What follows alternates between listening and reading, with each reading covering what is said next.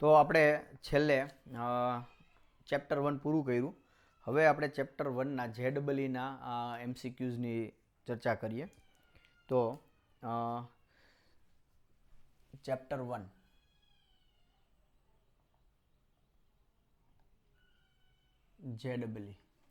જેડબલીમાં level 1. હવે તમારી આગળ આ બધા પેમ્પલેટ્સ તો હશે જ. તો હવે એમાં જે લેવલ 1 છે એમના 1 બાય 1 આપણે ચર્ચા કરતા જઈએ. એમાં પહેલું છે ફર્સ્ટ એમસીક્યુ.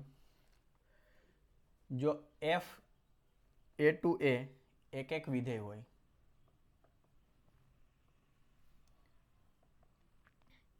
તો સામ્ય સંબંધ S બરાબર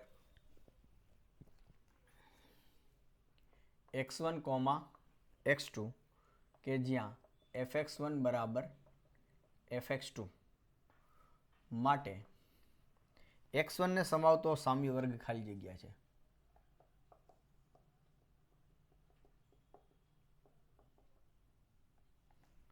એમાં ઓપ્શન્સ આપ્યા છે A, B, C, D.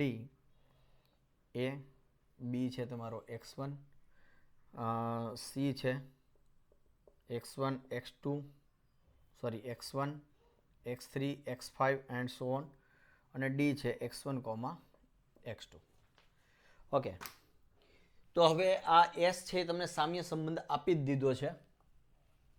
તો આ સામ્ય સંબંધ છે એવું આપણે સાબિત નહીં કરીએ. હવે મારે x1 નો સામ્ય વર્ગ જોઈએ છે, એટલે કે આવું કંઈક થયું. આ x1 નો સામ્ય વર્ગ. તો x1 ના સામ્ય વર્ગમાં કોણ આવે? એવા આવશે y બિલોંગ્સ ટુ a કે જ્યાં આ જે y છે એ આ s દ્વારા x1 સાથે સંબંધ ધરાવતા હોય, એટલે કે ys x1. એનો મતલબ કે y બિલોંગ્સ ટુ a કે જેથી y, x1 ક્યાં હોય? s માં હોય. એનો મતલબ એવો થયો કે એવા y તમે એમાંથી લો કે yx1 s માં છે. એનો મતલબ કે x1, x2 s માં ક્યારે આવે? x1 અને x2 આગળ f ની કિંમત સરખી હોય ત્યારે. તો અહીંયા y, x1 s માં છે. એનો મતલબ કે આ f of y is equal two શું હશે? f ઓફ x1 હશે. પણ હવે મને અહીંયા વધારાનું એક એવું આપ્યું છે કે f તો આપણું એક એક વિધેય છે. તો આ y બિલોંગ્સ ટુ a કે જ્યાં fy બરાબર fx1, તો એનો મતલબ કે y બરાબર x1 થઈ જાય. કારણ તો કે f એક એક વિધેય છે. તો એનો મતલબ શું થયો? એમાંથી એવા y કે જે x1 બરાબર હોય, તો એવા કોણ હોય? x1 જ હોય ને. તો તમારો જે x1 નો જે સામ્ય વર્ગ છે, x1 ને સમાવતો સામ્ય વર્ગ, એ કોણ આવશે? માત્ર b, એટલે કે સિંગલટન x1. આ તો MCQ 1. હવે બીજો નંબરનો MCQ જોઈએ.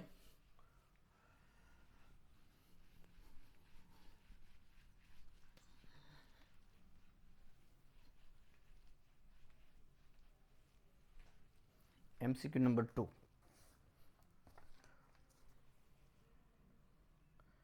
એમાં કહે છે a બરાબર તમારી આગળ આપ્યા છે a, b અને c. b બરાબર આપ્યા છે p, q. તો a થી b ના કેટલા એક એક વિધેયો બને? તો a થી b ના કેટલા એક એક વિધેયો બને? તો મારે શું જોઈએ છે કે f a થી b, અને આ કેવું હોવું જોઈએ? એક એક વિધેય હોવું જોઈએ. આ એક એક વિધેય હોવું જોઈએ. અચ્છા, હવે એની અંદર કેટલા છે? 1, b અને c. b ની અંદર છે p અને q. હવે જો વિધેય બનાવવા જાવ તો ધારો કે એની કિંમત p છે, એની કિંમત q છે, b ની કિંમત p છે. એક એક છે એટલે સરખી કિંમત ના આપી શકું. તો c ની કિંમત મારે કંઈક તો આપવી જ પડશે. કા p આપવી પડે ને કા q આપવી પડે. જો p આપું તો પણ એક એક ન રહીએ, q આપું તો પણ એક એક ન રહીએ. એનો મતલબ કે એક પણ એક એક વિધેય મળે નહીં. અચ્છા, પણ આપણે એક એવી રિમાર્ક પણ લખેલી છે કે અહીં એમાં ઘટકોની સંખ્યા, એટલે કે n ઓફ a 3 છે, જે 2, એટલે કે n ઓફ b, એટલે કે આ પ્રદેશની સંખ્યા, પ્રદેશના ઘટકોની સંખ્યા કરતા સહપ્રદેશના ઘટકોની સંખ્યા વધારે છે, તેથી f a થી b એક એક વિધેય ન મળે. એટલે એવા કેટલા વિધેયો થયા? 0. એટલે વિધેયોની સંખ્યા થઈ 0. હવે તમને ઓપ્શન્સ આપ્યા હતા a, b, c અને d.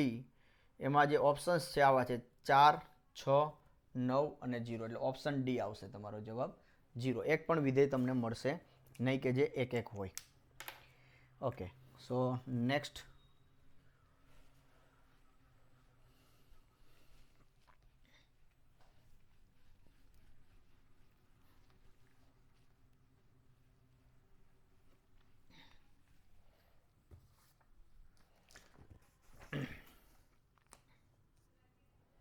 નેક્સ્ટ છે ત્રીજો એક્ઝામ્પલ.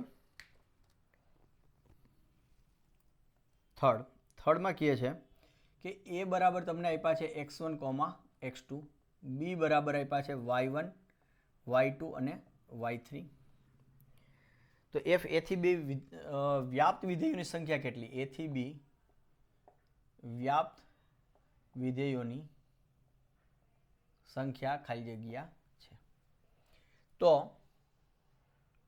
આમ જોવા જઈએ તો ઓકે, ઓપ્શન્સ પણ લખી નાખીએ. a b c d તમને જે ઓપ્શન્સ આપ્યા છે થર્ડમાં 0, 6, 4, 8. 0, 6, 4 અને 8. હવે જુઓ, અહીંયા સહપ્રદેશમાં ઘટકોની સંખ્યા છે એના કરતાં, સોરી, પ્રદેશમાં જે ઘટકોની સંખ્યા છે એના કરતાં સહપ્રદેશમાં ઘટકોની સંખ્યા વધારે છે. તેથી f a થી b વ્યાપ્ત વિધેય શક્ય નથી. આ આપણે આગળ રિમાર્ક પણ કરેલી છે. તો તમારો જવાબ આવશે એ, ઓપ્શન એ, 0. વ્યાપ્ત વિધેયો તમને મળશે નહીં. અને આને ફરીથી પણ આપણે સમજીએ તો અહીંયા છે તમારી આગળ x1 અને x2 બે એમાં, અને બીમાં છે y1, y2 અને y3.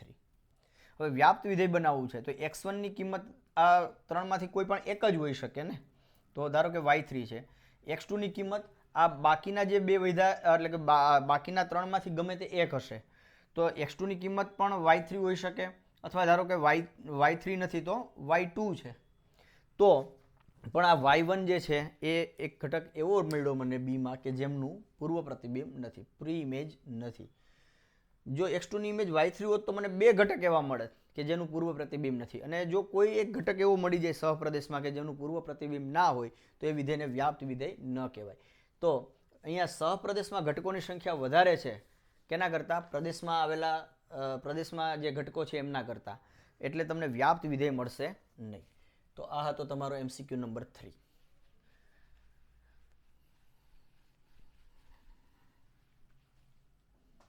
ઓકે, નાઉ MCQ નંબર 4.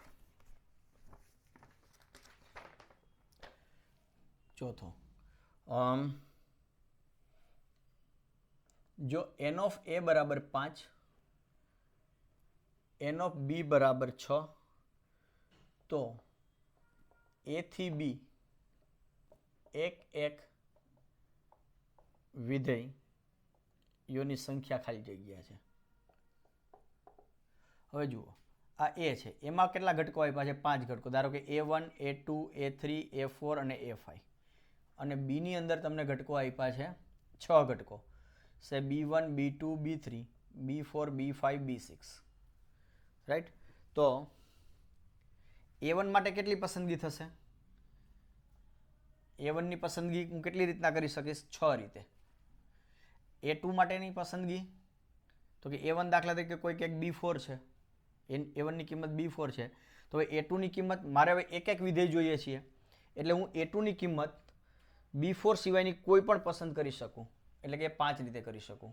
a3ની કિંમત 4 રીતે પસંદ કરી શકીશ. a4ની કિંમત 3 રીતે પસંદ કરી શકીશ. અને a5ની કિંમત હું 2 રીતે પસંદ કરી શકીશ. તો કુલ પસંદગી કેટલી થઈ? 6 ગુણ્યા 5 ગુણ્યા 4 ગુણ્યા 3 ગુણ્યા 2. એટલે આનો ગુણાકાર થશે, સરવાળો નહીં. એ આપણે આગળ ચર્ચા કરી હતી, ફંડામેન્ટલ પ્રિન્સિપલ ઓફ કાઉન્ટિંગ, ગણતરીનો મૂળભૂત સિદ્ધાંત, જે આપણે ક્રમચય સંચયમાં ડિટેલમાં જોઈશું, પણ આની મેં ચર્ચા કરી હતી કે હું A1ની પસંદગી 6 રીતે, એટલે કે પહેલું કામ 6 રીતે, બીજું કામ 5 રીતે, ત્રીજું કામ 4 રીતે, ચોથું કામ 3 રીતે અને પાંચમું કામ 2 રીતે કરી શકું. તો આ બધા કામ એક પછી એક એ બધાની જેટલી રીતે થાય છે એમના ગુણાકાર રીતે થઈ શકે. એટલે આ જોવા જશો તો આ થશે 720 અને આમ જોવા જાવ તો 6 ફેક્ટોરિયલ છે. તો તમારો ઓપ્શન્સ તમને આપ્યા હતા. ચોથો પ્રોબ્લેમ છે એમાં ઓપ્શન્સ છે તમારા A, B, C અને D. એમાં છે પહેલો ઓપ્શન છે 120, 360, 720 અને 60. તો C ઓપ્શન્સ તમારો સાચો થશે, 720. ઓકે, પાંચમો પ્રોબ્લેમ જોઈએ.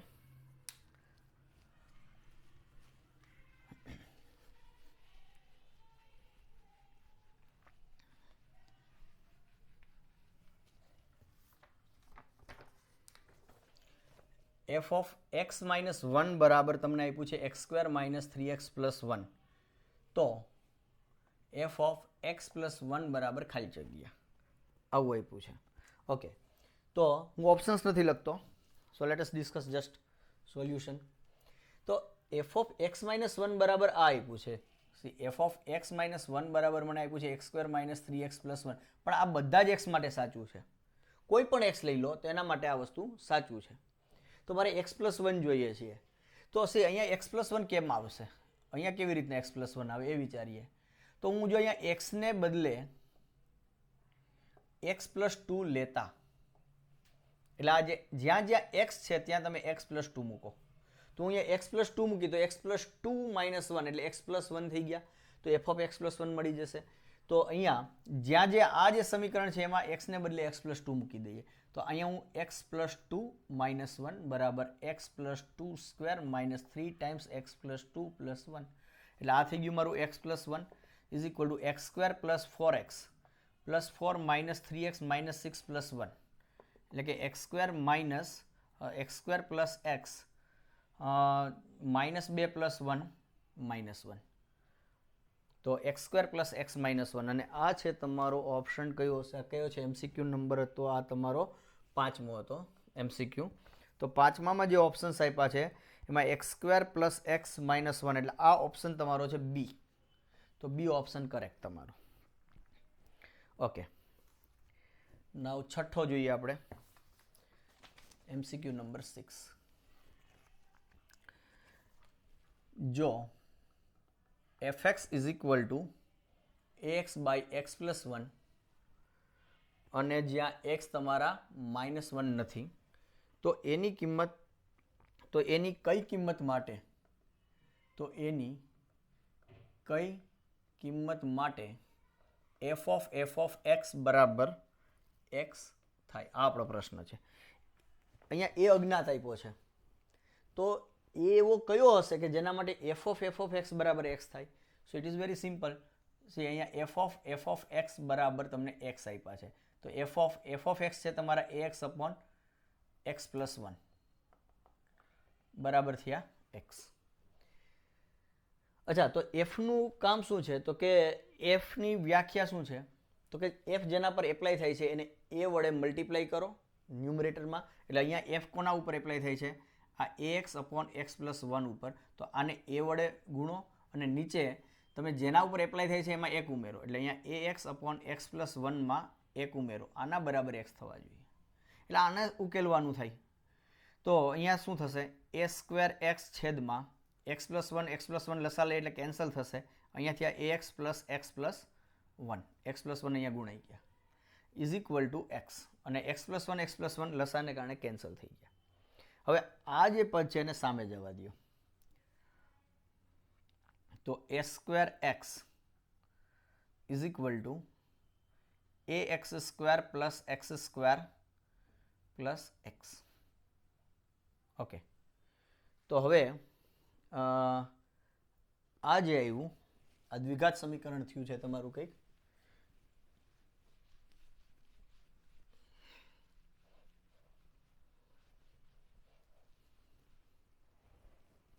ઓકે, તો આ જે છે એ સ્ક્વેર એક્સ એને સામેની બાજુ જવા દઈએ. તો અહીંયા હું પહેલા બે પદમાંથી x² સામાન્ય છે તો a + 1 into x² is equal two સામે બાજુ જશે તો 1 minus plus 1 minus a² into x equal to 0. આવું કંઈક થયું. અચ્છા, હવે આમાં મારે એની કિંમત શોધવી છે. તો હવે એક ઓપ્શન તો એ છે કે તમને ઓપ્શન્સ જે આપ્યા છે A, B, C અને D, એમાં છે 0, -√2, -1 અને +√2. તો એક તો ઓપ્શન ઉપરથી પણ ચેક કરી શકો. જો A બરાબર 0 હોય તો અહીંયા x² પ્લસ A બરાબર 0 તો x² બરાબર -x જે શક્ય નથી. x² બરાબર -x શક્ય નથી. અચ્છા, એક આમાં મારે શોધવાની કિંમત છે આપણે a ની. ઓકે, તો આ છે આપણો MCQ નંબર 6. ઓકે, હવે હું બાય ઓપ્શન જો a બરાબર 0 લઉં છું તો મને શું આવે છે? x² બરાબર -x જે શક્ય નથી, કારણ કે કોઈનો વર્ગ એ ઋણ અને આ દરેક x માટે છે ને. આ તમને આપ્યું છે x is not equal to -1 એટલે કોઈ પણ x માટે આ સાચું છે. તો હું જો x ધન પસંદ કરું તો કોઈનો વર્ગ ઋણ થાય એવું શક્ય નથી. હવે ધારો કે હું એટલે કે આ ઓપ્શન એ રોંગ થયો. હવે હું a બરાબર દાખલા કે -1 માટે વાત કરું, કારણ કે √2 અને -√2 એ અસમય સંખ્યાઓ છે તો પહેલાં -1 સિમ્પલ લાગે છે તો એના માટે ચેક કરીએ.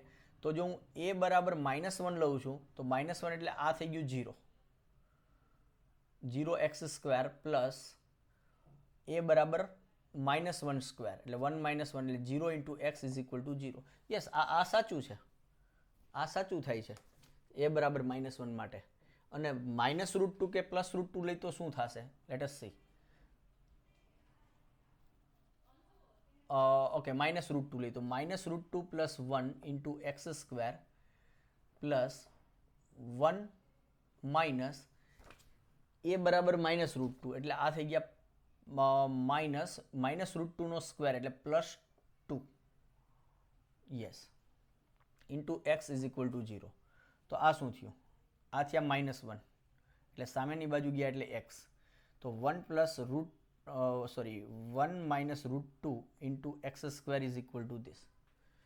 તો કોઈ પણ x માટે આ શક્ય નથી, કારણ કે આના તો આ જે સમીકરણ છે આના મને 2 ઉકેલ મળે, કારણ કે દ્વિઘાત સમીકરણ છે એટલે આના 2 ઉકેલ મળે. 2 x માટે આ વસ્તુ શક્ય છે, દરેક x માટે શક્ય નથી.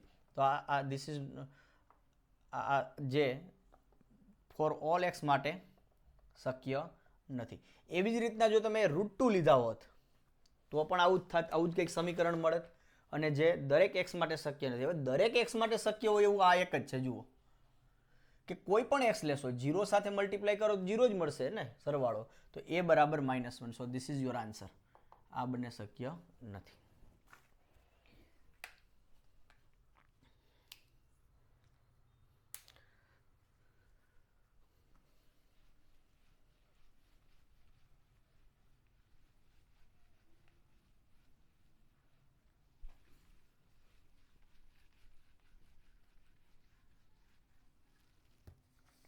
ઓકે, હવે 7મું.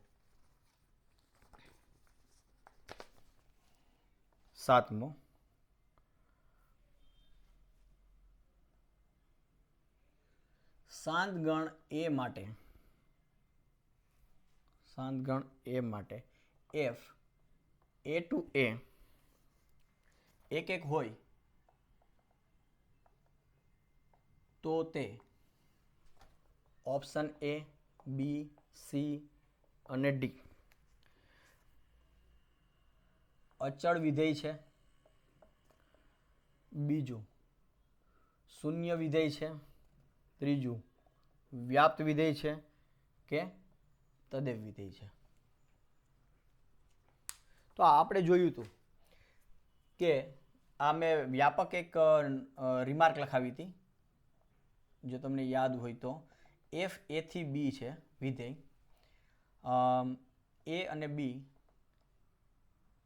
શાંત ગણ છે અને n of a બરાબર n of b છે પહેલી શરત, બીજી શરત અને ત્રીજી શરત. જો એફ બે શરત, તો એફ એક હોય તો અને તો જ એફ વ્યાપ્ત છે. એટલે એક હોય તો વ્યાપ્ત થઈ જાય, વ્યાપ્ત હોય તો એક થઈ જાય. તો શાંત ગણ એ માટે, હવે એ શાંત ગણ છે, એ થી એ એટલે એ અને બી બરાબર પણ એ જ છે. બંનેમાં ઘટકોની સંખ્યા સરખી, બંને શાંત ગણ, અને એક આપ્યું છે તો એ આ નોંધ પ્રમાણે શું થઈ જશે? વ્યાપ્ત થઈ જશે. એટલે ઓપ્શન સી ઇઝ કરેક્ટ. એ શૂન્ય વિધેય છે એવું ના કહેવાય. શૂન્ય વિધેય હોય તો શું થઈ જાય? તો એ વિધેય એક જ ના હોય. તમારું જે શૂન્ય વિધેય છે એ વિધેય એ એક વિધેય ના થાય, સિવાય કે જો તમારો જે પ્રદેશ છે એમાં માત્ર એક જ ઘટક આપેલો હોય તો એ એક વિધેય રહે. બાકી એક કરતાં વધારે ઘટકો હોય અને શૂન્ય વિધેય હોય, દરેકની કિંમત શૂન્ય, તો બે અલગ અલગ ઘટકોની કિંમત શૂન્ય મળી ગઈ, એટલે કે એક ના રહે. એટલે શૂન્ય વિધેય તો ના જ આવે. અચળ વિધેયમાં પણ એમ જ થશે, એક નહીં થાય. એક કરતાં વધારે ઘટકો હોય તો તદેવમાં પણ એની એ જ કિંમત મળે. તો એવું જરૂરી નથી કે તદેવ વિધેય હોય, વ્યાપ્ત થશે. સો ઓપ્શન સી.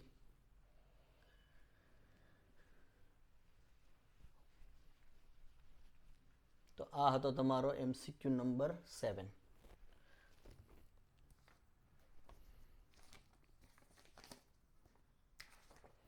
આઠમો,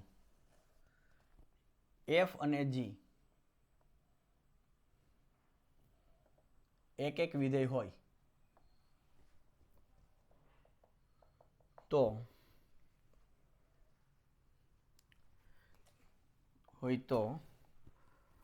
option A, B, C and D. F plus G એક વિધેય છે, એફ માઇનસ જી એક વિધેય છે, એફ ઇન્ટુ જી એક વિધેય છે, અને એફઓ જી એક વિધેય છે. ઓકે. સો એફ અને જી એક વિધેય હોય, બરાબર, એફ અને જી એક વિધેય હોય તો એફઓ જી એક વિધેય છે. See composition of two 1 function is 1 બે એક વિધેયનું સંયોજન એક વિધેય થાય, પણ ક્યારે? જો એ વ્યાખ્યાયિત થતું હોય તો. જો એ વ્યાખ્યાયિત થતું હોય તો એ એક થાય. એટલે એફઓજી હંમેશા એક છે એવું કહી શકાશે નહીં. હા, એ વ્યાખ્યાયિત થતું હશે ને તો થાય. બે એક વિધેય આપ્યા છે તો એનું કમ્પોઝિશન ઘણી વખત વ્યાખ્યાયિત જ ન થતું હોય, એટલે ઓબ્વિયસલી આ આવશે નહીં. હવે સરવાળો, બાદબાકી અને ગુણાકાર. ઓકે, તો જો હું એક આ વિધેય લઉં છું, એફ એન થી એન પરનું એફ ઓફ એક્સ બરાબર એક્સ, તો આ શું છે? એક વિધેય થશે. જી પણ હું લઉં છું એન થી એન પરનું જી ઓફ એક્સ બરાબર માઇનસ એક્સ, તો આ પણ એક વિધેય છે. તો હું એફ પ્લસ જી લઈશ તો f plus G at x શું થશે? એફ પ્લસ જી પહેલાં તો ક્યાંથી ક્યાંનું? એન થી એન પરનું વિધેય થાય, અને F plus G at X બરાબર F X plus G X બરાબર એક્સ પ્લસ માઇનસ એક્સ, એટલે કે 0. એટલે કે દરેકની કિંમત 0 થાય છે. તો એનો મતલબ શું થયો? એફ પ્લસ જી એ એક નથી. તો એનો મતલબ કે એફ પ્લસ જી એક વિધેય ન થાય. બાદ બાકી માટે તો કે એફ બરાબર આ લઉં છું, જી બરાબર પ્લસ એક્સ લઈ લીધા તો પણ એ એક થશે. તો આ શું થઈ ગયું? એફ માઇનસ જી એન થી એનનું જ થશે. આ માઇનસ થયા, આ માઇનસ થયા, તો આ થયા તમારા એફ એક્સ માઇનસ એક્સ 0. તો એફ માઇનસ જી પણ એક નથી, એટલે આ પણ ઓપ્શન નહીં આવે. એફ ઇન્ટુ જી પ્રોડક્ટ, કે બંનેનો ગુણાકાર એક વિધેય થાય, તો આ પણ શક્ય નથી. કેમ? તો દાખલા તરીકે હું એન થી આર પરનું વિધેય લઈ લીધું, એફ એક્સ બરાબર એક્સ, તો આ એક વિધેય છે. જી લઈ લઉં છું એન થી આર પરનું વિધેય લઈ લઉં છું, અને જી એક્સ બરાબર લઈ લઉં છું 1/x, તો આ પણ એક વિધેય થશે. હવે એફ ઇન્ટુ જી શું થશે? એ એન થી આર પરનું વિધેય, તો એફ ઇન્ટુ જી, તો આ થયા તમારા fx ઇન્ટુ gx, એટલે આ થયા x ઇન્ટુ 1/x, તો આ થયું 1, અચળ વિધેય થઈ ગયું. તો મતલબ કે દરેક પૂર્ણાંકની કિંમત 1, જે શક્ય નથી. તો એક વિધેય નથી, તો એનો મતલબ કે f ઇન્ટુ g પણ એક વિધેય નથી. તો ગુણાકાર પણ એક નથી. તો આ FOG છે હવે, એટલે કે અહીંયા f અને g એક વિધેય હોય તો, અને અહીંયા મને FOG છે ને એ ખરેખર એવું દેવું પડે પહેલાં ઓપ્શનમાં કે FOG વ્યાખ્યાયિત થાય છે. દાખલા તરીકે હું આ લઈ લઉં છું, આ n થી r પરનું વિધેય છે, બરાબર. n થી r પરનું વિધેય છે fx બરાબર 1/x, અને g લઈ લીધું મેં n થી r પરનું વિધેય કે g ઓફ x બરાબર x. તો અહીંયા FOG વ્યાખ્યાયિત જ નહીં થાય, કારણ કે FOG વ્યાખ્યાયિત થવા માટે શું થવું જોઈએ? રેન્જ ઓફ g, હું આને આમ કરું છું, આને હું x લઉં છું અને આને 1/x લઉં છું. તો આના માટે શું થવું જોઈએ? Range of g subset domain of f થવું જોઈએ. હવે રેન્જ ઓફ g શું છે? 1/n where n belongs to n, આવો છે રેન્જ. તો આ ડોમેન ઓફ f શું છે? n છે, તો આનો સબસેટ જ નથી થતો. તો એનો મતલબ FOG યસ એ એક થશે, f અને g એક હોય તો FOG એક થાય, પણ ક્યારે? જો એ વ્યાખ્યાયિત થાય તો. એટલે અહીંયા એ સ્પષ્ટ નથી કર્યું, પણ હવે આપણે એવું માની લઈએ છીએ કે FOG ની વાત કરે છે, એનો મતલબ કે એ વ્યાખ્યાયિત થાય છે. તો option D is correct. Okay, તો પહેલાં મેં તમને કીધું હતું કે ઓપ્શન ડી નહીં આવે, એ રીતના કીધું હતું કે મને અહીંયા એવું કીધું નથી કે FOG એ વ્યાખ્યાયિત થાય છે, બરાબર. ઘણી વખત તો f અને g આપેલા હોય તો FOG વ્યાખ્યાયિત જ ના થતું હોય. આ મેં એક્ઝામ્પલ આપ્યું, આ f અને g બંને એક છે, પણ FOG વ્યાખ્યાયિત જ નથી થતું. પણ આ જો વ્યાખ્યાયિત થઈ ગયું તો એ એક થાય. એ આપણે થિયરીમાં સાબિત કરેલું છે. એટલે અહીંયા હવે એ કીધું નથી આપણને કે FOG વ્યાખ્યાયિત થાય છે તો FOG એક છે, એવો શબ્દ નથી વાપર્યો, પણ એ આપણે થોડુંક એક લિબર્ટી લઈ લઈએ છીએ કે એવું માનીએ છીએ કે FOG વ્યાખ્યાયિત થાય છે ત્યારે આ ચર્ચા કરે છે. ઓકે,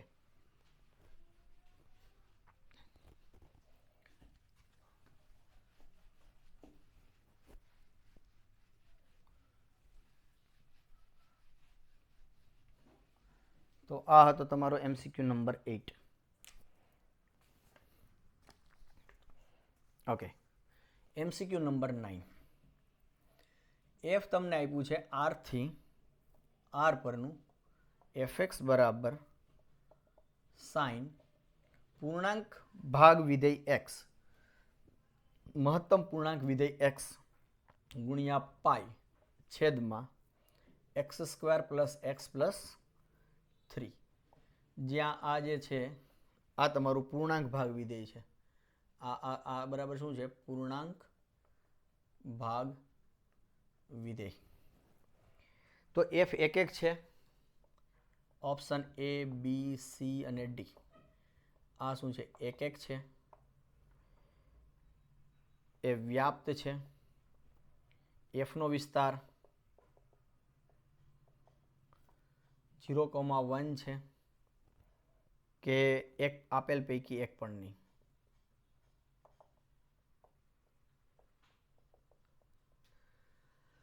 ઓકે, એક વ્યાપ્ત અને આપેલ પૈકી એક પણ નહીં. તો આ હતો તમારો MCQ નંબર 9. ઓકે, હવે આ એક થાય કે અચ્છા, આ વિધેયની વ્યાખ્યા જોતા એવું લાગે છે કે ભાઈ બહુ કોમ્પ્લિકેટેડ ફંક્શન છે, પણ ના, બહુ સિમ્પલ છે. જોજો, હું x બરાબર f ઓફ x બરાબર હું દાખલા તરીકે 0 લઈ લઉં છું, રાઈટ. 0 લીધા તો આ શું આવશે? Sine of 0 pi upon 0 plus 0 plus 3. હવે આ 0નો પૂર્ણાંક ભાગ વિધેય શું થાય? સાઇન 0 જ થશે ને. 0 ગુણ્યા પાઈ એટલે 0/3, એટલે આનો જવાબ આવ્યો 0. અને હવે હું f ઓફ ધારો કે 1 લઉં છું તો સાઇન 1 પાઈ અપોન 1 પ્લસ 1 પ્લસ 3, 3 ને 2 5, અને આ થયા સાઇન પાઈ. અને સાઇન પાઈ પણ શું થાય? 0/5, 0. એટલે 0 અને 1 અલગ અલગ ઘટકો આગળ કિંમતો સરખી મળી 0. એનો મતલબ કે આ એક નથી. હવે વ્યાપ્ત શા માટે નથી? કારણ કે આ જે વિધેય છે અહીંયા આ જે છેદ જે 0 થશે જ્યાં કે x² + x + 3 એની તમને બે કિંમતો મળશે અને કદાચ બની શકે કે સંકર સંખ્યા પણ મળી શકે પણ એનીવે આ જે કિંમત છે આ કિંમત આ હંમેશા શું આવવાનો છે x ની કોઈ પણ કિંમત લેશો x ની કોઈ પણ કિંમત લો તો આ એક પૂર્ણાંક જ આવશે બરાબર સી આ એક નથી એ તો મને ડાયરેક્ટ મળી ગયું છે પણ લેટ અસ સી આના કરતાં પણ હજુ એક સ્માર્ટ વે સોલ્યુશન આ પણ એક જરૂરી હતું આ ઓબ્ઝર્વેશન પણ હજુ એક જુઓ કે જુઓ x બિલોંગ્સ ટુ r તો આ જે આવશે એ શું આવશે એ ઝેડમાં જ આવશે એ પૂર્ણાંક ધન કે ઋણ કે 0 કે ગમે તે હશે એ ઋણ હશે તો એનો મતલબ શું થઈ ગયો આ સાઇન ઓફ આની કિંમત શું થશે 0 થશે કારણ કે આ તો પૂર્ણાંક છે બરાબર બિલોંગ્સ ટુ હજુ એક સ્ટેપ લખું તો બિલોંગ્સ ટુ ઝેડ એટલે કે આના બરાબર હું કે લેતા એ કોઈ કે હશે જ્યાં કે બિલોંગ્સ ટુ ઝેડ તો સાઇન ઓફ પાઈ આના બરાબર શું થયું સાઇન કે પાઈ કે કોક ઝેડમાં હશે ને આ કોઈ પૂર્ણાંક છે તો એને મેં કે કહી દીધો રાઈટ તો sine bracket x pi is equal to sine k pi પણ સાઇન કે પાઈ તો 0 થાય for all k belongs to z તો એનો મતલબ શું થયો આ સાઇન ઓફ પાઈ છેદમાં x² + x + 3 આ જે મળ્યું આ મને શું મળ્યું 0/x² + x + 3 એટલે આ શું મળ્યા 0 જ મળ્યા તો આ ફોર ઓલ x કોઈ પણ x બિલોંગ્સ ટુ r માંથી લઉં તો આ મળ્યું એનો મતલબ કે આ શું મળ્યું મને fx = 0 for all x belongs to r તો એનો મતલબ કે આ તો શું થઈ ગયું અચળ વિધેય થઈ ગયું ને તો અચળ વિધેય છે એ r થી r પરનું અચળ વિધેય થયું એટલે કે જે રેન્જ છે આની એ તમારી ખાલી સિંગલટન 0 થઈ ને એટલે વ્યાપ્ત પણ નથી એક પણ નથી એનો વિસ્તાર જે છે એટલે અહીંયા હું f નો વિસ્તાર લઉં f નો વિસ્તાર અચળ વિધેય છે એટલે શું મળ્યું આ સિંગલટન 0 એ r નથી એટલે વ્યાપ્ત નથી એનો વિસ્તાર 0 1 નથી એટલે કે આપેલ પૈકી એક પણ નહીં આ તમારો આનો આન્સર થશે આ તો MCQ number 9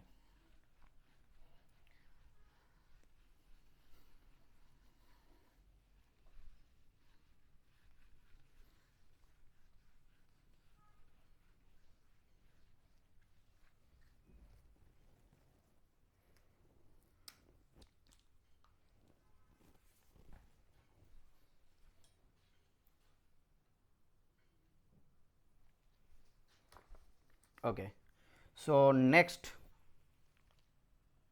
problem number 10 f તમને આપ્યું છે n-1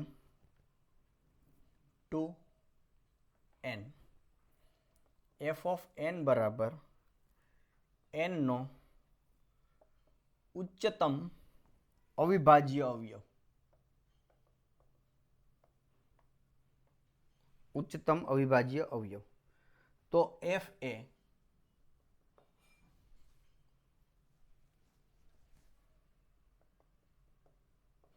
option A, B, C and D એક અને વ્યાપ્ત વિધેય છે બીજું છે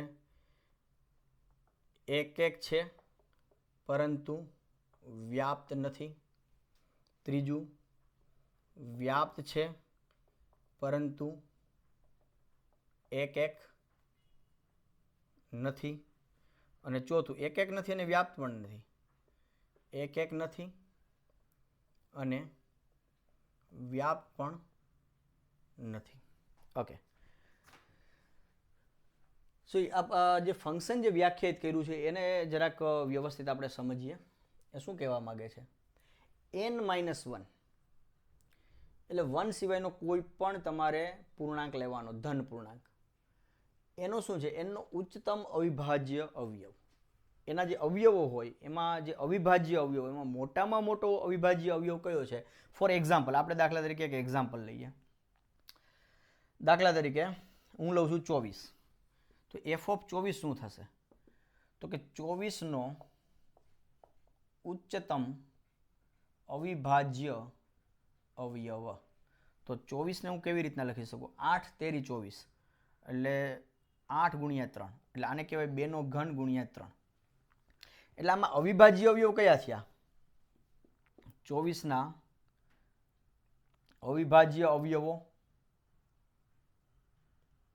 2 અને 3. તેમાં ઉચ્ચતમ કયો છે? 3. તો આ એફ ઓફ 24 નો જવાબ આવશે 3. મોટામાં મોટો અવિભાજ્ય અવયવ કયો છે? 3. બરાબર છે. તો પ્રશ્ન એ છે આ એક છે. તો જુઓ આ જે 24 છે એને હું લખી શકું 2 નો ઘન ગુણ્યા 3. તો એનો મતલબ થશે એફ ઓફ 24 બરાબર 3 મળ્યા. પણ હવે હું આવું કરું છું, જુઓ 2 નું 4 ઘાત ગુણ્યા 3 આવો પણ કોઈક પૂર્ણાંક જ છે ને. કયો થશે? તો કે 24 દુ 48. આ 48 છે.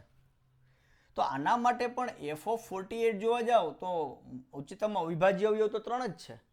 તો 24 અને 48 બે અલગ અલગ ઘટકોની કિંમત સરખી એટલે આ એક અને વ્યાપ્ત વિધેય છે. એટલે એક વિધેય નથી. પહેલા તો અહીં લખીશ એફ એક વિધેય નથી. એટલે જ્યાં જ્યાં આણે ક્લેમ કર્યું છે કે એફ એક છે એ ઓપ્શન ગયા. એક અને વ્યાપ્ત વિધેય છે એટલે આ નીકળી ગયું. એક છે એટલે આ નીકળી ગયું. વ્યાપ્ત છે પરંતુ એક નથી. ઓકે, તો આની ચર્ચા કરીએ વ્યાપ્ત માટે. ઓકે, આમાં એક નથી ને આમાં એક નથી એવું બંને આપ્યું છે, પણ વ્યાપ્ત માટે નક્કી કરવાનું થયું આ વ્યાપ્ત થશે કે નહીં. હવે જુઓ 2 છે, 2 નહીં પણ આપણે 4 લઈએ. 4 બિલોંગ્સ ટુ n. તો એવો કોઈ n મળશે મને અહીંથી કે જેથી એફ ઓફ n બરાબર 4 થાય. એનો મતલબ કે એફ ઓફ n બરાબર 4 થાય છે એનો મતલબ શું થયો કે કોઈક n માટે 4 મતલબ કે n નો ઉચ્ચતમ અવિભાજ્ય અવયવ 4 છે. 4 એ અવિભાજ્ય જ નથી. બરાબર. એટલે F of 4 belongs to n માટે કોઈ જ n બિલોંગ્સ ટુ n ન મળે કે જેથી એફ ઓફ n બરાબર 4 થાય. શા માટે? કારણ કે જો એફ ઓફ n બરાબર 4 થાય તો એનો મતલબ કે n નો ઉચ્ચતમ અવિભાજ્ય અવયવ 4 છે, પણ 4 થોડો અવિભાજ્ય છે. એટલે આનો જવાબ શું આવશે? આ વિધેયનો જે જવાબ છે એ શું આવશે? એ અવિભાજ્ય સંખ્યાઓ જ આવશે. તો n માં અવિભાજ્ય સંખ્યાઓ તો છે પણ સાથે સાથે વિભાજ્ય સંખ્યાઓ છે. એટલે વિભાજ્ય સંખ્યાઓનું પૂર્વ પ્રતિબિંબ મળવાનું નથી. એટલે બીજા શબ્દોમાં કહું તો f નો વિસ્તાર ક્યારેય n નહીં થાય. રાઈટ? એનો મતલબ કે f એ વ્યાપ્ત નથી. તો વ્યાપ્ત છે એટલે આ ઓપ્શન ગયો. તો અહીંયા એક નથી અને વ્યાપ્ત પણ નથી એટલે ઓપ્શન ડી ઇઝ કરેક્ટ. તો આ થયો આપણો MCQ નંબર 10.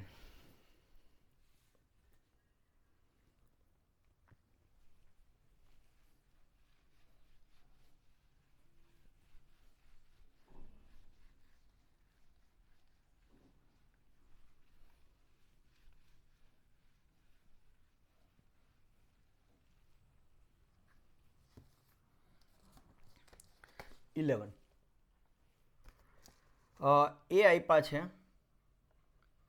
5 6 7 8 9. બી આપ્યા છે A B C D અને E. તો એફ ઇનવર્સ બી પૂછ્યા છે. તો આ કેટલા થશે? સોરી, હજુ એફ પણ આપ્યો છે. એફ આપ્યો છે તમને 5A 6C 7E 8A અને 9D. તો તમને પૂછ્યું છે એફ ઇનવર્સ બી શું થશે? ઓકે, તો એફ ઇનવર્સ બી એટલે કે બી નું પૂર્વ પ્રતિબિંબ. એફ ઇનવર્સ બી એટલે કે એવા ઘટકો એના કે જેની કિંમત આ ગણમાં આવતી હોય. એટલે હું આ એફ ઇનવર્સ બી આ શું છે આ પ્રશ્ન પૂછ્યો છે. એટલે હું પેલા એફ ઇનવર્સ બી ની વાત કરું તો આ શું થાય? તો કે એવા x બિલોંગ્સ ટુ એ કે જ્યાં હું એફ ઓફ એક્સ કરું તો એ મને આમાં મળે. તો એનો મતલબ કે x બિલોંગ્સ ટુ એ કે જ્યાં એફ ઓફ એક્સ એ આની અંદર હોય પણ આમાં તો એક જ ઘટક છે. એનો મતલબ કે એફ ઓફ એક્સ શું થવા જોઈએ? બી થવા જોઈએ. એટલે એમાંથી એવા x કે જેની કિંમત બી હોય. તો અહીંયા જોઈ શકો, જો 5 ની કિંમત એ છે, 6 ની કિંમત સી છે, 7 ની કિંમત ઈ છે, 8 ની કિંમત એ છે અને 9 ની કિંમત ડી છે. 5 6 7 8 9 બધા જ ઘટકો આવી ગયા અને આમાંથી કોઈની કિંમત મને બી મળતી નથી. બી નથી મળતી.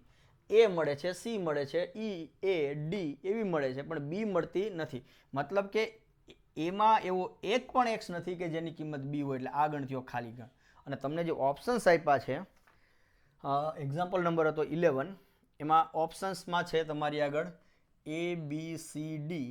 એમાં આ છે એ, 6, 6, 7 અને ખાલી ગણ. તો ઓપ્શન ડી ઇઝ કરેક્ટ, ખાલી ગણ. તો આ તો તમારો MCQ નંબર 11.